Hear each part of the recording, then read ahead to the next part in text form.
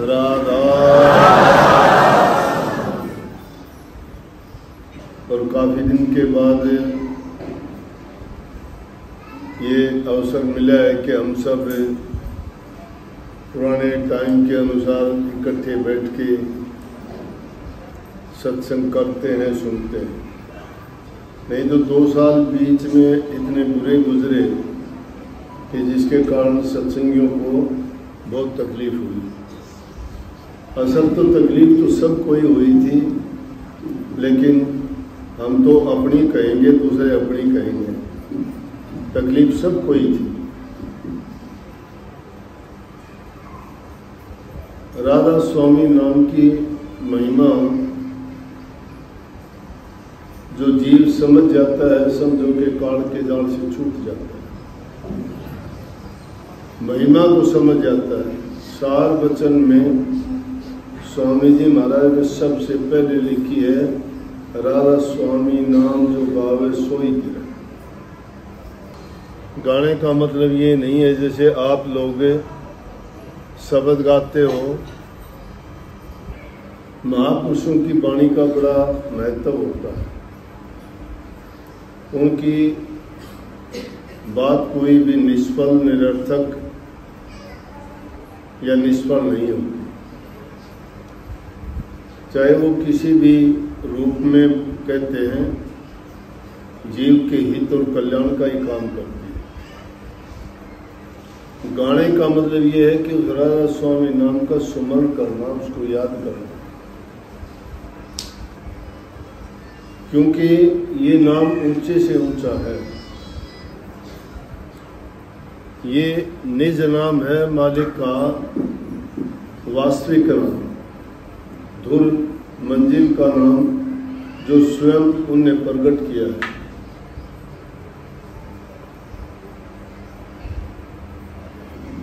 अब गाना तो दूर की बात, हम तो बोलने में भी ढंग से नहीं बोलते।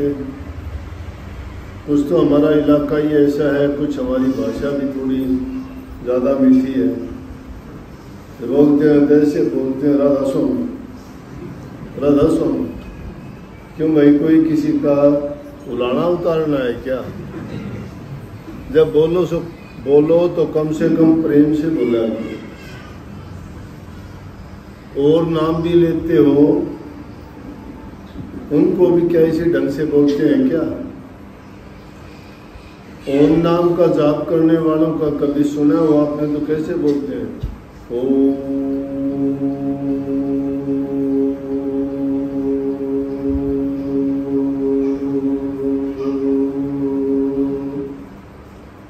बोलते बोलते खोपड़ी में ओम की आवाज ध्वनि बन जाती है। तुम कहां से गाते होगे, कहां से इसको जपते होगे? जब जबान से ऐसे बोलते हो। राधा स्वामी नाम में भी वही धुन है, इसमें भी शब्द धुन है, लेकिन उसको उस ढंग से बोलते नहीं हो। इसको भी बोला राधा स्वामी।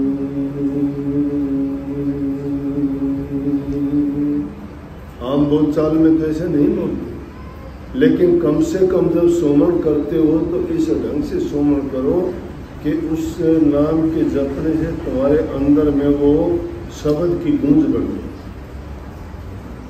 जब वो शब्द की गूंज बनेगी तो तुम्हारा मन उसमें एकाग्र भी होगा, दूसरी तरफ से ख्याल हटेगा। और राधा स्वामी नाम कभी ये सोचते हो, स्वामी जी महाराज ने तो प्रकट करके बता दिया। नहीं तो ये नाम सब संतों ने, किसी ने सीधे रूप में, किसी ने थोड़ा हेर फेर से इसी नाम को गाया, इसी नाम को समझाया और यही बताया। क्योंकि ये कल्याणकारी, पापनाशक, जीव का हितकारी और जीव के लिए सबसे गुणकारी नाम यही है।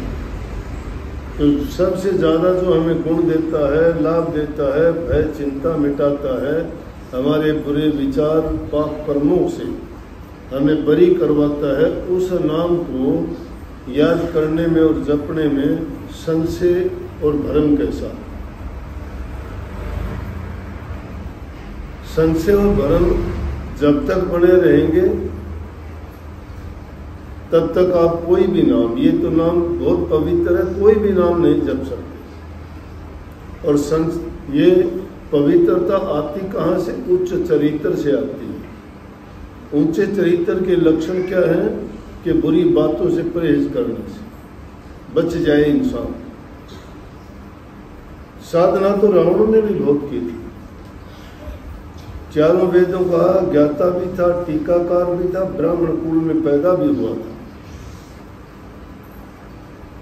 मेहनत हर कोई कर लेगा, लेकिन उसके साथ उसमें सद्गुणों को रखना, उनका पालन करना और उच्च चरित्र बनाना सबके बस की बात नहीं है। इंसान की जब बुद्धि भ्रष्ट होती है तो चाहे कुछ भी करता रहे, लेकिन कराया सब मलिया वेट कर लेता है, मिट्टी में मिला लेता है, काम नहीं आती कोई चीज। एक भोला ढोला इंसान है जिसको ज्ञान नहीं है किसी चीज की भी। संत कोई पढ़े लिखे नहीं थे, उनके पास विद्या की चतुराई नहीं थी, बुद्धि की चतुराई नहीं थी, उनके पास सच्चाई थी। तो चालाकियों से, बुद्धि से, इधर उधर की बातों से ज्ञान प्राप्त करना चाहते हो, ज्ञान नहीं, वो मैं अज्ञान है, वो कुमति है, सुमति नहीं, वो दुर्मति है। उनमें ऐसी आती है, एक चीज हृदय से निकलती है, वो इंसान के मन को अपनी ओर आकर्षित करती है। तो जब श्री रामचंद्र जी ने सब राक्षसों का हनन कर दिया, सबको मार दिया लंका में जाके, और जब रावण को भी मार दिया आखिरी वक्त में, तो रावण पूछने लग गया, भाई रामचंद्र जी एक बात बताओ मुझे। तो लेके पूछो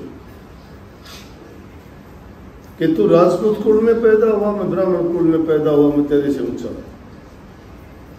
रामचंद्र जी बोले, बोला तू क्षत्रिय है, मैं राजपूत, मैं ब्राह्मण। बोला ठीक बात। बोले मैं तेरे से ज्यादा विद्वान और ज्ञानी भी हूं, मैं चारों वेदों का ज्ञाता ही टीकाकार हूं। बोले बिल्कुल। बोले मैंने तेरे से ज्यादा तप साधना भी बहुत की है। बोले ये भी मान लूंगा। बोले मैंने दूसरे राजाओं की लाइन लगा दी तेरे सामने तेरा मुकाबला करने के लिए, और मेरी धरती पर तू नंगे पैर चल के वहां से आया, और मैं तेरा मुकाबला क्यों नहीं कर पाया? तेरे साथ तो कोई था भी नहीं। बोला मेरे अंदर एक चीज थी, बोला कि आपसे ज्यादा उच्च चरित्र, तेरा चरित्र नहीं है। ये चीजें तेरे साथ थी, लेकिन तेरा चरित्र नहीं है। जिस इंसान का उच्च चरित्र होता है, वो इंसान बड़ी से बड़ी तकलीफ, बाधा, परेशानी को पार कर लेता है। लेकिन जो आदमी बुद्धि की चालाकियों की सीढ़ियों पर चढ़ता है, वो धड़ाम देसी गिर जाता है, कहीं भी चढ़। नाम इंसान को हर प्रकार से उच्च चरित्रवान बनाने का नुक्सा है, गुण है उसमें। उस नाम को लेके क्या हम उसके साथ न्याय करते हैं? कि नाम के साथ अन्याय नहीं करते, गुरु के साथ न्याय नहीं करते।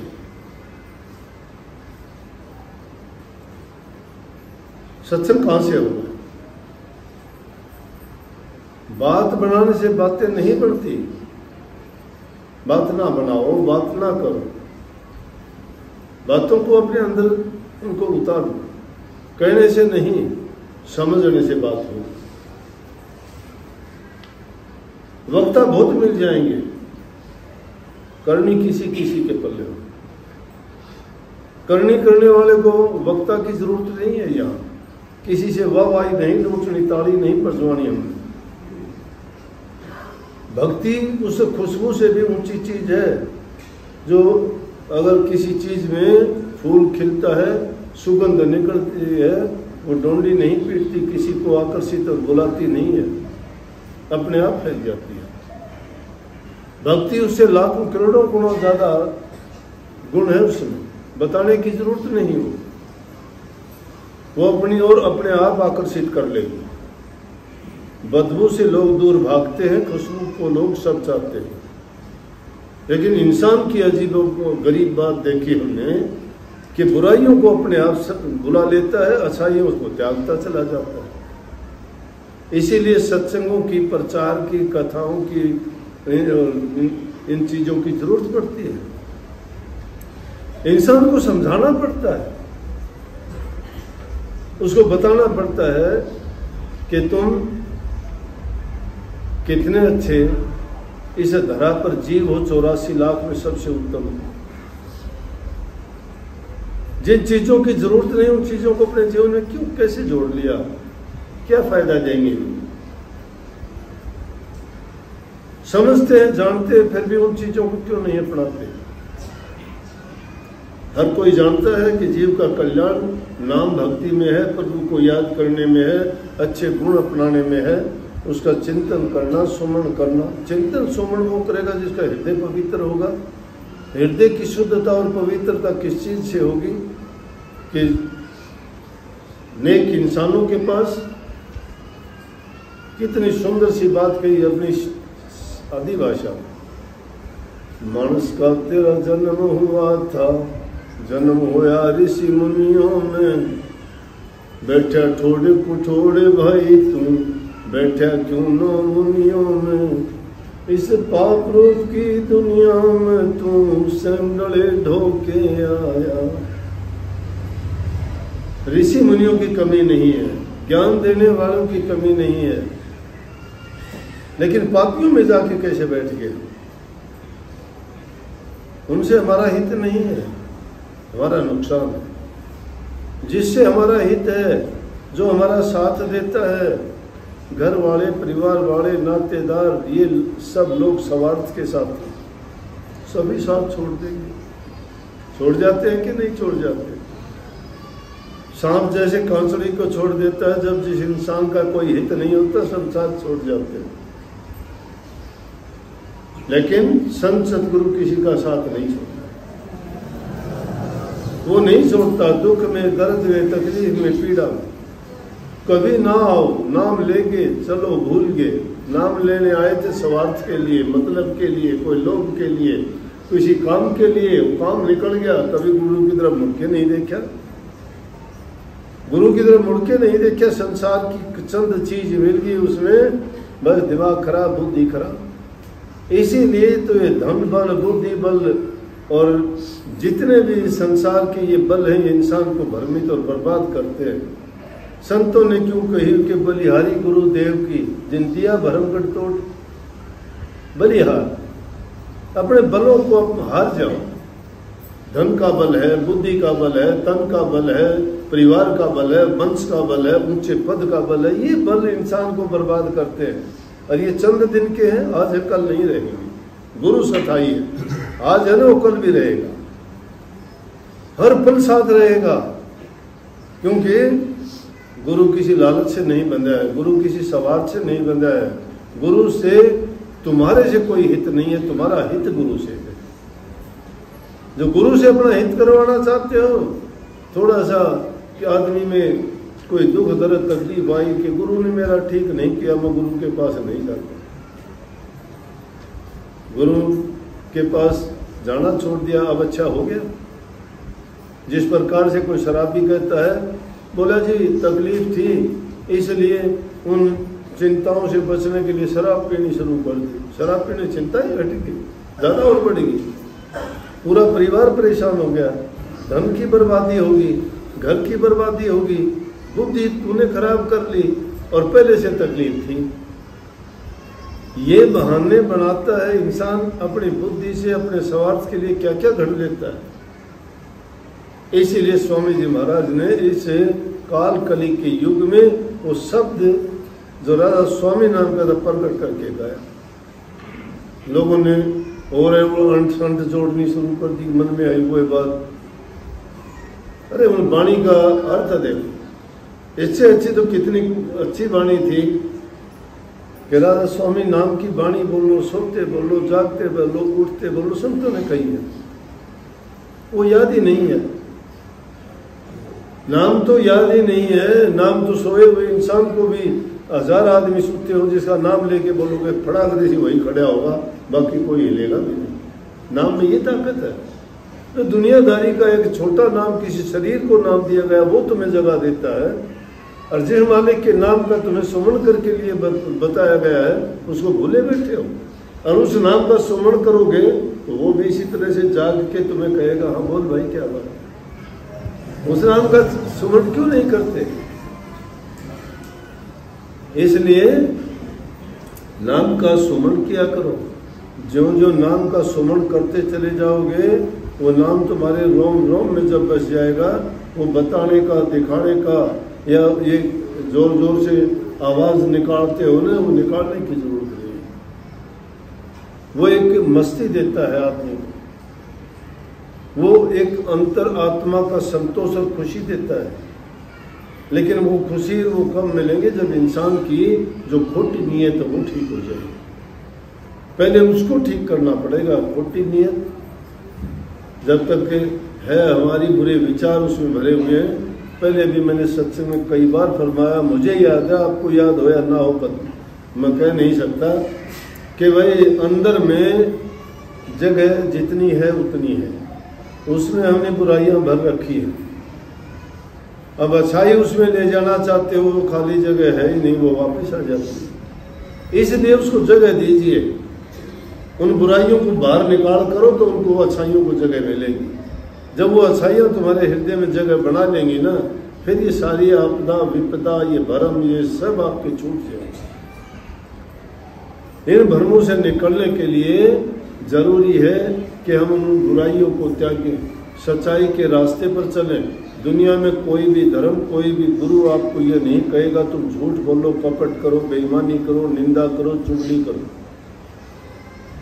सब कहेंगे कि माँ बाप की सेवा करो, जबान से मीठे बोलो, जिसका कर सकते हो हित और परोपकार करो। जो ऐसा करता है परमात्मा स्वयं करता है, मैं भक्तों के शुद्ध और पवित्र हृदय के अंदर वास करता हूँ। शुद्ध और पवित्र हृदय कह दिया कि बुराइयों को निकाल दो। बुराइयों को निकाल दोगे, शुद्ध और पवित्र हृदय हो जाएगा, फिर तो प्रभु का वास हो गया। मतलब सद्गुण आ गए। वो गुण किसके हैं? अच्छे गुण परमात्मा के हैं। इसलिए फालतू की बातों में ना पड़ के, क्यों कही संतों ने कि गुरु की वाणी का, गुरु के वचन का विश्वास करो, गुरु के दर्शन पर अपना मन टिकाओ। ये मन तो भरमाता रहता है, इसलिए उसको रोकने के लिए ठिकाना चाहिए, आदर्श चाहिए। आदर्श गुरु से बढ़ के कोई आदर्श नहीं है जो तुम्हें सही रास्ता दिखाता है बुराइयों से छूटने का और अच्छे गुण अपनाने का। दूसरी चीज, मन उसमें लगाओ, उनके वचन को अपनाओ। जो इन 3 चीजों को मुख्य करके जीवन में चलता है, उसका वजन भी बनता है, उसका जीवन भी संवरता है और आगे के लिए उसकी अगत भी बन जाती है। इसलिए अगत और जगत दोनों संभालने के लिए राधा स्वामी नाम से बढ़ के कोई चीज नहीं है। इसलिए नाम का चिंतन, सुमन, भजन याद किया करो और अपने गुरु और सत्संग से उनको मुख्य रख के जब तुम आगे बढ़ोगे, बढ़ते ही चले जाओगे, तुम्हारा रास्ता आगे से आगे खुलता रहेगा। सबको बहुत बहुत आशीर्वाद। राधा स्वामी, राधा।